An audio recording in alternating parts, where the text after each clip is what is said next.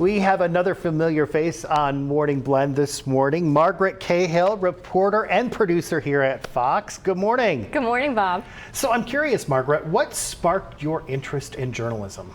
Well, honestly, it started when I was in high school. I was on my school paper, and I really just loved telling the stories of my peers, people around me, and also just really bringing that information to people and kind of informing people, but also, telling their stories that wouldn't get told otherwise. Yeah, so do you believe journalism is a public service? I do, yes. Yeah, that's one of the reasons that really makes me really passionate about journalism. I believe that, people have a right to the truth about what's going on around them, and without journalists, we wouldn't really have that. I think journalists are an essential part of our society, telling these stories, but also, digging deep into these issues to inform people. And you're also a producer, so a lot of our viewers may not know what a producer does. Can you explain that? Yeah, so a producer basically kind of sets up the show behind the scenes. We'll stack the show, which story goes where, writes the scripts for the anchors, so when you hear the anchor talking, the producers writing that script and kind of getting the show together, doing all of that kind of behind the scenes work.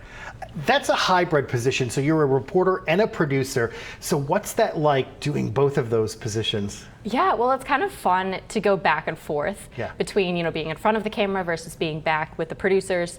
And I think it helps me learn more about broadcast as a whole, and like how I can be a better reporter and how I can be a better producer. I think both roles kind of inform each other to better tell the stories of Mid-Michigan. Absolutely. So tell me about some of the best stories that you've covered, or impactful stories for you. Yeah, well, I've only been here at Fox 47 since July, but so far I've already kind of fell in love with Mid-Michigan, and I have told a lot of great stories.